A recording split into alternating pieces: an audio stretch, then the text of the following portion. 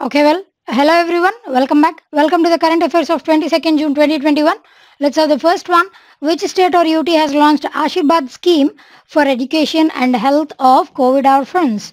What is that state? And it is basically Odisha state వచ్చేసి రీసెంట్గా దీనికి chief minister అయినటువంటి నవీన్ పట్నాయక్ గారు ఈ ఇనిషియేటివ్ని లాంచ్ చేశారు. దీని ద్వారా ఏంటి అని అంటే ఎవరైతే తల్లిదండ్రుల్ని కోల్పోయిన పిల్లలు ఉంటారో ఈ COVID-19 వల్ల తల్లిదండ్రుల్ని కోల్పోయి ఆర్ఫన్స్గా మిగిలిపోయినటువంటి పిల్లలు ఎవరైతే ఉంటారో వాళ్ళందరికీ ప్రతి నెల కూడా 2500 రూపీస్ పర్ మంత్ ప్రతి నెల కూడా 2500 రూపీస్ ప్రొవైడ్ చేస్తుంది.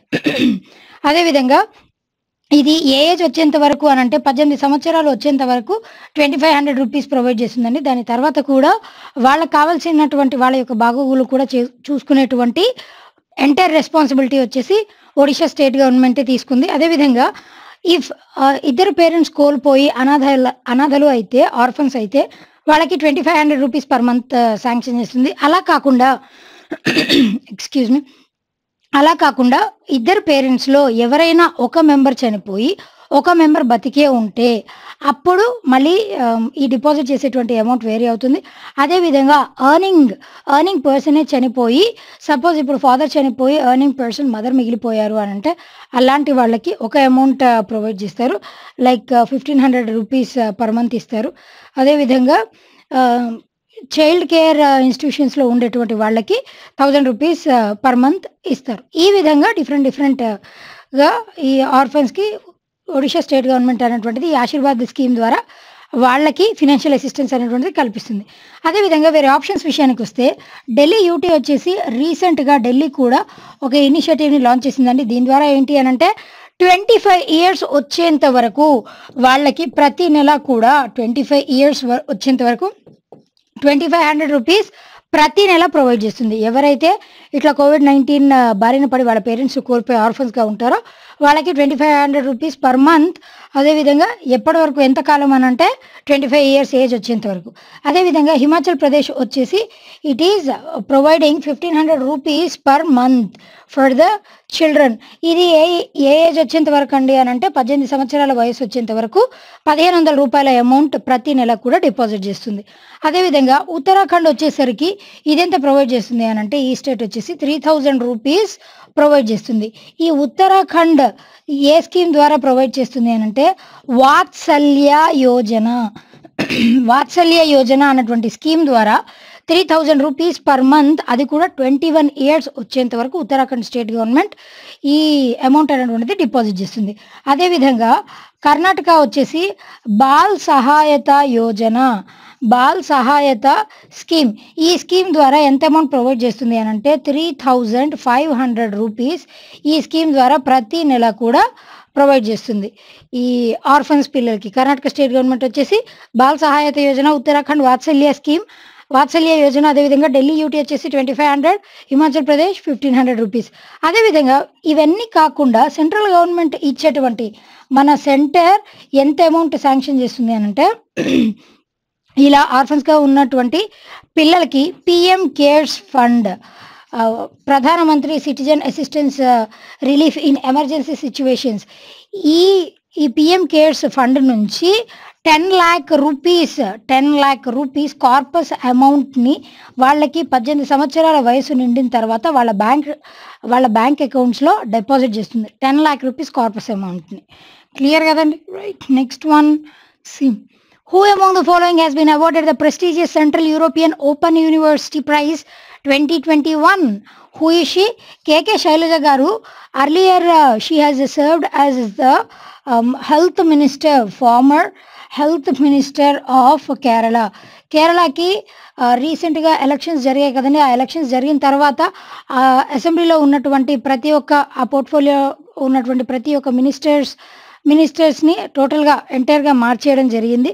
అలాంటి సందర్భాల్లో కేకే శైలజ గారికి తిరిగి మళ్ళీ హెల్త్ మినిస్ట్రీ అన్నటువంటి పోర్ట్ఫోలియో రాలేదు. ఇది వరకు కేరళకి హెల్త్ మినిస్టర్గా ఉన్నటువంటి మహిళ కేకే శైలజ గారు, ఈవిడకి ఈ యూరోపియన్ ఓపెన్ యూనివర్సిటీ వాళ్ళు ఇచ్చేటువంటి ఈ ప్రెస్టీజియస్ ప్రైజ్ అన్నటువంటిది జనరల్‌గా అసలు ఈ ప్రైజెస్ ఎవరికి ఇస్తారు అనంటే కేవలం ఒక ఫీల్డ్ ఆఫ్ యాక్టివిటీలోనే మాత్రమే కాదండి. సొసైటీలో చేంజెస్ తీసుకొని రావడానికి డిఫరెంట్ డిఫరెంట్ ఫీల్డ్స్ అది లిటరేచర్ అయినా, మ్యూజిక్ అయినా, ఆర్ట్స్ అయినా, స్పోర్ట్స్ అయినా ఏదైనా సరే ఏ ఫీల్డ్ ఆఫ్ యాక్టివిటీ అయినా సరే ఎవరైతే సొసైటల్ చేంజెస్ కోసం ఎక్కువగా పాటుపడతారో అలాంటి వ్యక్తుల్ని రికగ్నైజ్ చేసి ఈ అవార్డ్ అనేటువంటిది ప్రెజెంట్ చేస్తారు. మరి 'కేకే శైలజ' గారికి ఎందుకు ఇచ్చారండి అనంటే కోవిడ్-19 వచ్చినప్పుడు మనందరికీ తెలుసు కేరళని మనం ఒక మోడల్ స్టేట్‌గా తీసుకున్నాం. కోవిడ్-19ని ఫస్ట్ పాండమిక్ ఫస్ట్ వేవ్ వచ్చినప్పుడు కూడా కేరళని మోడల్ స్టేట్‌గా తీసుకొని ఆ కేరళ అన్నటువంటిది ఏ విధంగా అయితే రూపుమాపగలిగిందో ఈ కోవిడ్-19ని సప్రెస్ చేయడంలో ఏ విధంగా అయితే సఫలమైందో కేరళని ఒక మోడల్ స్టేట్‌గా తీసుకొని ప్రతి స్టేట్ కూడా దాన్ని ఫాలో అవ్వడం జరిగింది. ఆ విధంగా కేవలం కోవిడ్-19 విషయంలో మాత్రమే కాదండి ఇదివరకు వచ్చినటువంటి outbreaks like different swine flus అయినా, ఎబోలా అయినా ఇట్లా డిఫరెంట్ ఔట్ బ్రేక్స్ వచ్చినప్పుడు కూడా ఆవిడ హ్యాండిల్ చేసినటువంటి తీరు ఈ హెల్త్ ఎన్హాన్స్‌మెంట్‌లో ఆవిడ హ్యాండిల్ చేసినటువంటి తీరుకి గాను ఆ కృషిని గుర్తించి 'కేకే శైలజ' గారికి రీసెంట్‌గా ఈ అవార్డ్‌ని ప్రెజెంట్ చేశారు. అదేవిధంగా ఈ prestigious central European university open society దీనికి డైరెక్టర్ ఎవరండి అనంటే మైకెల్ ఇగ్నటివ్ గారు దీనికి డైరెక్టర్‌గా ఉన్నటువంటి వ్యక్తి. మొట్టమొదటిసారిగా ఇది ఏ ఇయర్‌లో దీన్ని శాంక్షన్ ఇవ్వడం జరిగింది అనంటే 1994లో మొట్టమొదటిసారిగా సర్ కార్ల్ పాపర్ ఈయన లిటరేచర్ ఈయన ఏ ఫీల్డ్ ఆఫ్ యాక్టివిటీకి ఈ అవార్డ్ ఇచ్చారనంటే లిటరేచర్ ఫీల్డ్ ఆఫ్ యాక్టివిటీకి ఈయనకి ఈ అవార్డ్‌ని ప్రెజెంట్ చేశారు. ఆ విధంగా మొట్టమొదటిసారి ఈ అవార్డ్‌ని గెలుచుకున్నటువంటి వ్యక్తి కార్ల్ పాపర్ గారు. క్లియర్ కదండి. Right. Next one. See who among the following has been named Ambassador of Forest Frontline Heroes WWF India? Who is she? Upasana Kamineni garu. Upasana Kamineni garu, we all know that she is the wife of Ram Charan Tej. అదే విధంగా she is serving as the director of Apollo హాస్పిటల్స్‌కి డైరెక్టర్‌గా కూడా ఉన్నటువంటి మహిళ. అదేవిధంగా ఈవిడ ఉపాసన కామినేని గారిని ఈ డబ్ల్యూడబ్ల్యూఎఫ్‌ని ఇదివరకు వరల్డ్ వైల్డ్ లైఫ్ ఫండ్ అని చెప్పేసి ఇనీషియల్‌గా దాన్ని స్టార్ట్ చేసినప్పుడు వరల్డ్ వైల్డ్ లైఫ్ ఫండ్‌గా ఉండేది. కాకపోతే అర్లియర్ దాని తర్వాత వచ్చినటువంటి మార్పుల వల్ల వరల్డ్ వైడ్ ఫండ్‌గా దానిని రీనేమ్ చేయడం జరిగింది. This is also important thing. అదేవిధంగా ఈ డబ్ల్యూడబ్ల్యూఎఫ్ ఇండియా దీని ద్వారా ఏంటి అనంటే ఇంటర్నేషనల్ లెవెల్‌లో డబ్ల్యూడబ్ల్యూఎఫ్ ఈజ్ డిఫరెంట్. అదేవిధంగా మన భారతదేశంలో డబ్ల్యూడబ్ల్యూఎఫ్ దాని యొక్క సబ్సిడరీ. దానికి సంబంధించి ఈ ఫారెస్ట్ ఫ్రంట్ లైన్ హీరోస్ అంటే ఫారెస్ట్ ఇప్పుడు సమ్ రిజర్వ్ ఫారెస్ట్ కానీ లేదు అనంటే నార్మల్ ఫారెస్ట్ ఏరియాస్ ఉంటాయి కదా, ఆ ఫారెస్ట్ ఏరియాస్‌లో ఉన్నటువంటి ఫ్రంట్ లైన్ వర్కర్స్ సపోజ్ ఇప్పుడు ఆ ఫారెస్ట్‌ని కూడా సేఫ్‌గార్డ్ చేసుకోవడానికి కొంతమంది వ్యక్తులు ఖచ్చితంగా ఉండాల్సిందే. ఎందుకు దాంట్లో ఉన్నటువంటి ప్రాణులు వన్యమృగాలు కానీ ఇతరత్ర ప్రాణులు వాటిని పోచింగ్‌కి గానీ లేదనంటే ఇల్లీగల్‌గా వాటిని ఒక ప్రాంతం నుంచి ఇంకో ప్రాంతానికి స్మగుల్ చేయకుండా వాటిని సంరక్షించడానికి కొంతమంది ఫ్రంట్ లైన్ వర్కర్స్ ఖచ్చితంగా ఉండాలి. అదేవిధంగా ఫారెస్ట్ మీద ఇలాంటి యాక్టివిటీస్ జరిగేటప్పుడు అటాక్స్ జరిగినప్పుడు కూడా వాళ్ళ ప్రాణాలు కోల్పోయేటువంటి అవకాశం ఉంటుంది. అలాంటి పరిస్థితిలో ఈ ఫ్రంట్ లైన్ వర్కర్స్ అందరినీ ఉత్తేజపరచడానికి ఒక పర్సన్ ఉండాలి. కాబట్టి ఉపాసన కామినేని గారిని రీసెంట్‌గా ఫారెస్ట్ ఫ్రంట్ లైన్ హీరోస్ వాళ్ళని మోటివేట్ చేయడం కోసం అని చెప్పేసి ఈవిడ్ని బ్రాండ్ అంబాసిడర్‌గా అపాయింట్ చేశారు. అది మాత్రమే కాదండి, మన విశ్వనాథన్ ఆనంద్ గారు లైక్ మన భారతదేశం నుంచి 5 సార్లు చెస్ గ్రాండ్ మాస్టర్‌ని 5 సార్లు గెలుచుకున్నటువంటి వ్యక్తి విశ్వనాథన్ ఆనంద్ గారిని ఇదివరకు WWF world wide fund India దీని ఆధ్వర్యంలో నిర్వహించినటువంటి ఎన్వైర్న్మెంట్ ఎడ్యుకేషన్ ప్రోగ్రామ్ దీనికి బ్రాండ్ అంబాసిడర్‌గా విశ్వనాథన్ ఆనంద్ గారు ఉన్నారు. ఎన్వైర్న్మెంట్ ఎడ్యుకేషన్ ప్రోగ్రామ్‌కి ఇట్ ఈస్ విశ్వనాథన్ ఆనంద్ గారు. అదేవిధంగా వరల్డ్ వైడ్ ఫండ్ ఇండియా దీని యొక్క డైరెక్టర్ వచ్చేసి ఎవరు అనంటే డాక్టర్ దీపంకర్ ఘోష్ గారు దీని యొక్క డైరెక్టర్. క్లియర్ కదండి. అసలు ఈ డబ్ల్యూడబ్ల్యూఎఫ్ అన్నటువంటిది ఏంటి అనంటే బేసిక్లీ ఈ వైల్డ్ లైఫ్‌ని కన్జర్వ్ చేయడం కోసం అని చెప్పేసి ఏర్పాటు చేసినటువంటి ఒక ఇనీషియల్‌గా అయితే ఫండింగ్ ఆర్గనైజేషన్ లాగానే స్టార్ట్ అయింది. దాని తర్వాత now it has turned as a global level organization. Clear కదండి. Right. Next one. So which of the following country is scheduled to host the 2023 ODI cricket world cup what is that country అండి? మన భారతదేశం next 2023లో జరగబోయేటువంటి one day international cricket world cup మన భారతదేశం ఈ hosting అన్నటువంటిది చేయబోతుంది. ఎందుకండి స్పెషల్? ఇది వరకు మన భారతదేశం ఏ వరల్డ్ కప్ క్రికెట్ మ్యాచెస్కి హోస్ట్గా ఉండలేదా మన భారతదేశం అని అంటే ఉందండి. ఎప్పుడు 3 సార్లు మన భారతదేశం 3 times it has served as a host country. కాకపోతే అది పార్షియల్గానే 3 సార్లు కూడా మన భారతదేశం పార్షియల్ హోస్ట్గా మాత్రమే ఉంది. మొట్టమొదటిసారిగా 2023లో కంప్లీట్ హోస్ట్గా మొట్టమొదటిసారి ఈ ODI cricket world cup next 2023లో జరగబోయేటువంటి వన్డే ఇంటర్నేషనల్ వరల్డ్ కప్ క్రికెట్కి సంబంధించి కంప్లీట్ హోస్ట్గా మన భారతదేశం అన్నటువంటిది ఉండబోతుంది. అదేవిధంగా 2021లో జరిగేటువంటి లైక్ T20 ఇంటర్నేషనల్ దీనికి కూడా హోస్ట్ మన భారతదేశమే. అదేవిధంగా రీసెంట్గా ఈ ఐసీసీ ర్యాంకింగ్స్లో మన భారతదేశం నుంచి షఫాలి వర్మ అన్నటువంటి 17 సంవత్సరాల ఈ క్రికెటర్, ఫీమేల్ క్రికెటర్, మొట్టమొదటి యంగెస్ట్ ఫీమేల్ క్రికెటర్, హైయెస్ట్ ఈ టెస్ట్ మ్యాచెస్లో హైయెస్ట్ రన్స్ని స్కోర్ చేసినటువంటి మొట్టమొదటి ఫీమేల్ క్రికెటర్ ఆఫ్ ఇండియాగా షఫాలి వర్మ, డెబ్యూ ఫీమేల్ క్రికెటర్గా షఫాలి వర్మ గారు ఐసీసీ ర్యాంకింగ్స్ ప్రకారం ఈవిడకి టాప్ పొజిషన్లో నిలిచారు. రీసెంట్గా ఐసీసీ ఇంటర్నేషనల్ క్రికెట్ కౌన్సిల్ దీని యొక్క హెడ్ క్వార్టర్స్ ఎక్కడ కలవండి? Dubai, UAE. That is the thing. Clear కదండి? Right. Next one, C Arvind Gaur has released book Habba Khatoon written by. ఈ హబ్బా ఖాతూన్ అనేటువంటి పుస్తకాన్ని ఎవరు రచించారండి? కాజల్ సూరి గారు ఈ పుస్తకాన్ని రచించారు. హబ్బా ఖాతూన్ అన్నటువంటి బుక్ ఎవరి గురించి అని అంటే, హబ్బా ఖాతూన్ అన్నటువంటి ఆవిడ బేసిక్లీ జమ్మూ అండ్ కాశ్మీర్కి సంబంధించి ఈవిడిని nightingale of Jammu and Kashmir అని పిలిచేవారు. She's no more like nightingale. ఇప్పుడు మన భారతదేశానికి నైటింగేల్ అని అంటే ఎవరిని అంటామండి? సరోజినీ నాయుడు గారిని. అదేవిధంగా ఇక్కడ జమ్మూ అండ్ కాశ్మీర్కి nightingale of Jammu and Kashmir అని ఎవరిని అంటారని అంటే హబ్బా ఖాతూన్ గారిని జమ్మూ అండ్ కాశ్మీర్కి నైటింగేల్గా పిలిచేవారు. అదే ఏ విధంగా అనంటే ఆవిడ పోయట్ కమ్ సింగర్ ఆల్సో. ఆ విధంగా ఆవిడ చేసినటువంటి కాంట్రిబ్యూషన్స్కి కాను ఈ టైటిల్ని ఇవ్వడం జరిగింది. అదేవిధంగా ఆవిడ చేసినటువంటి కాంట్రిబ్యూషన్స్ అన్నిటినీ కూడా కాజల్ సూరి అన్నటువంటి మహిళ ఈ పుస్తకాన్ని, ఈ హబ్బా ఖాతూన్ అన్నటువంటి పుస్తకాన్ని రచించారు. కాజల్ సూరి గారు వచ్చేసి ఇప్పుడు ఆల్ ఇండియా రేడియోలో ప్రోగ్రామ్ ఎగ్జిక్యూటివ్గా పనిచేస్తున్నటువంటి వ్యక్తి. రీసెంట్గా అరవింద్ గౌర్ గారు ఈ పుస్తకాన్ని రిలీజ్ చేశారు. క్లియర్ కదండి? Right. Next one, see delimitation exercise has recently been started in which of the following state or UT. What is that UT అండి? It is Jammu and Kashmir. Basically ఇది వరకు అయితే జమ్మూ అండ్ కాశ్మీర్ మనందరికీ తెలుసు జమ్మూ అండ్ కాశ్మీర్కి ఎంత స్పెషల్ స్టేటస్ ఉందో. అయితే ఆర్టికల్ 370 అన్నటువంటి దానిని అబ్రగేట్ చేసి దాని తర్వాత జమ్మూ అండ్ కాశ్మీర్ అండ్ లడక్ 2 UTస్గా డివైడ్ అయిపోయిన తర్వాత మొట్టమొదటిసారి ఈ డీలిమిటేషన్ ఎక్సర్సైజ్ అన్నటువంటి దాన్ని క్యారీ అవుట్ చేశారు.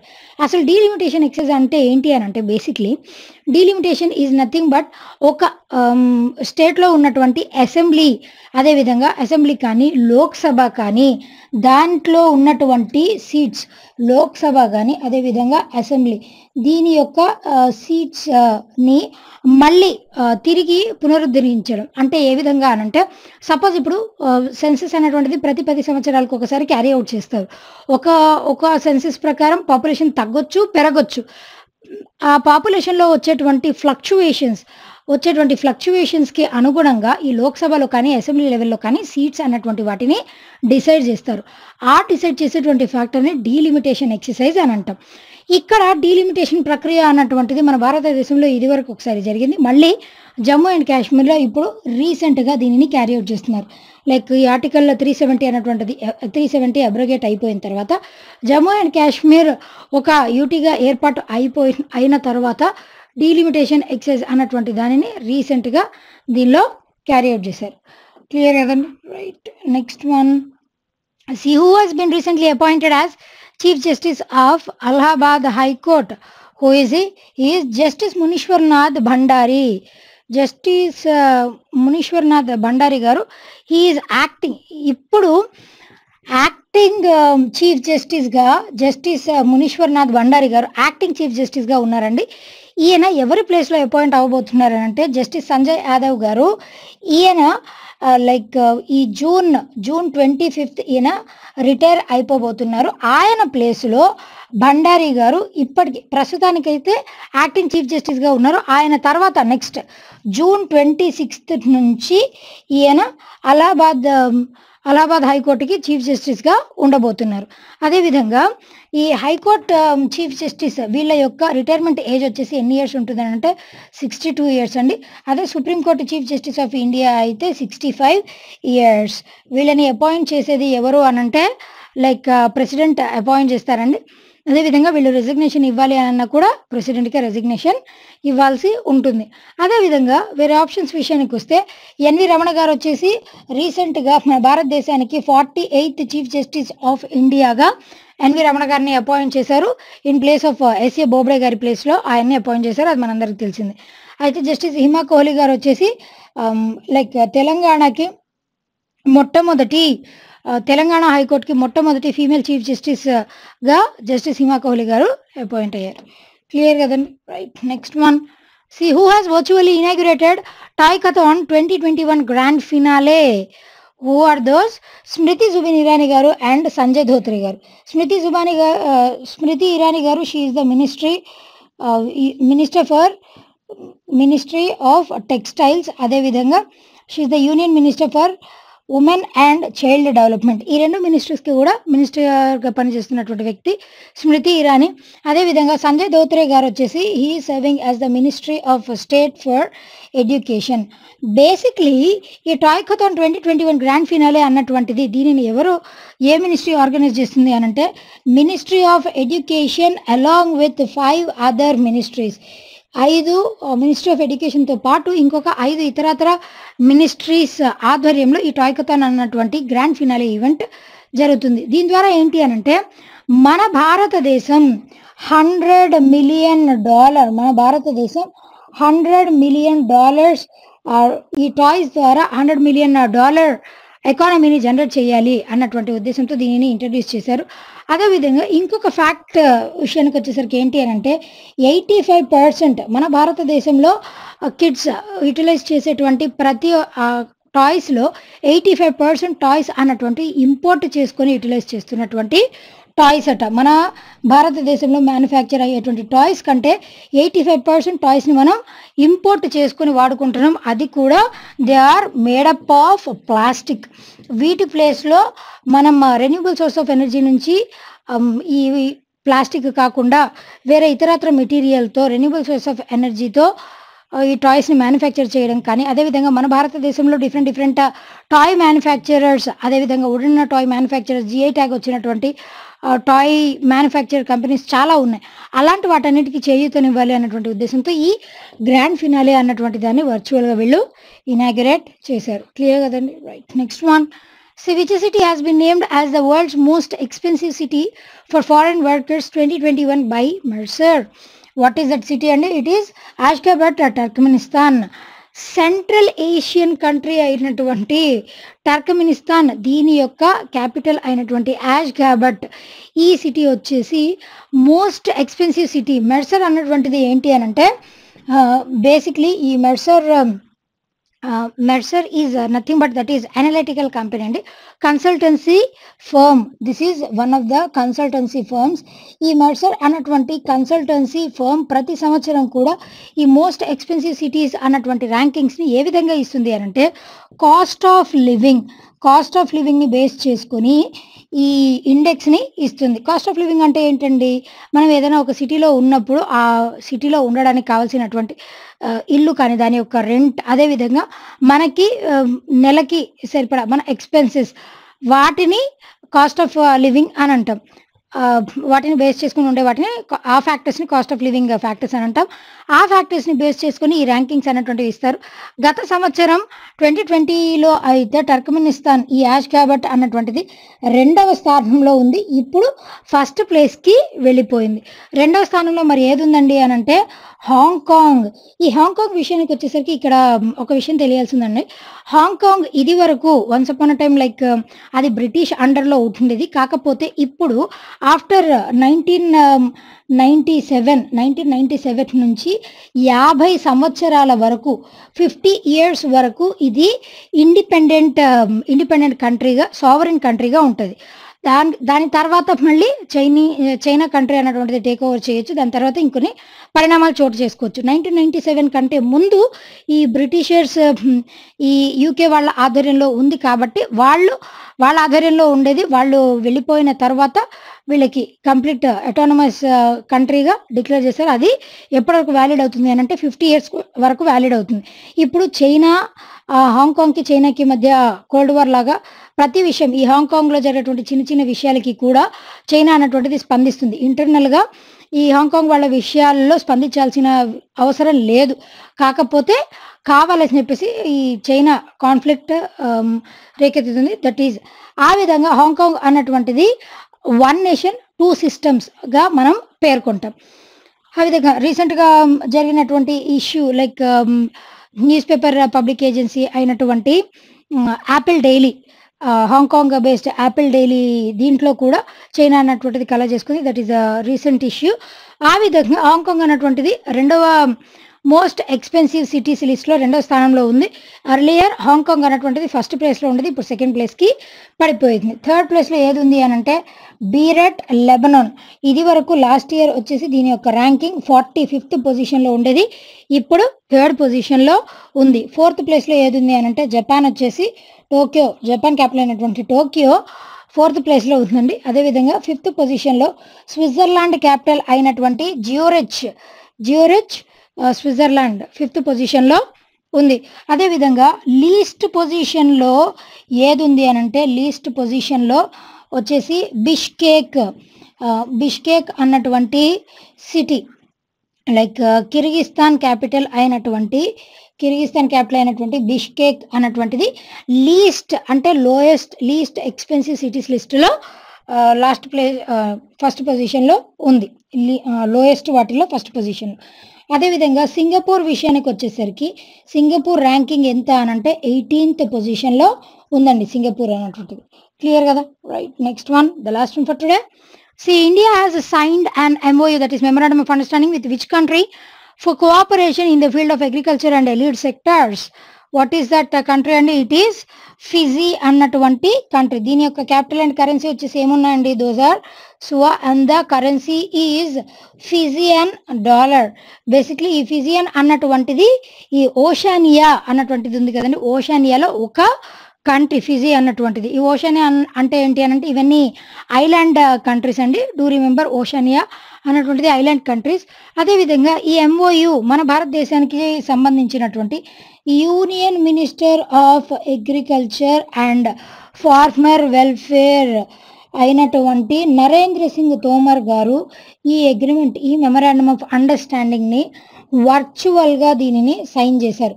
దీని ద్వారా ఏంటి అని అంటే మన దేశానికి ఆ ఫిజీ దేశానికి మధ్య ఈ అగ్రికల్చర్ అండ్ ఎలిడ్ సెక్టర్ అంటే దానికి దోహదపడేటువంటి సెక్టార్స్ ఏవైతే ఉంటాయో, అది డైరీ సెక్టార్ అయినా లేదు అని అంటే ఇంకా ఇతరత్ర సెక్టార్స్ లైక్ డైరీ మాత్రమే కాదండి, ఇంకా ఏవైనా అగ్రికల్చర్ రిలేటెడ్ సెక్టార్స్ ఏ సెక్టార్ అయినా సరే వాటిలో ఎన్హాన్స్మెంట్స్ తీసుకొని రావడం కోసం మనం ఫిజీ వాళ్ళతో ఎంఓయూని సైన్ చేసాం.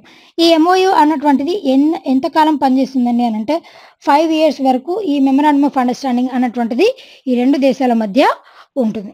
క్లియర్ కదండి? Right. Okay, well, that's all for today. Will be meeting again tomorrow. Until then, be fit, be consistent, and thank you.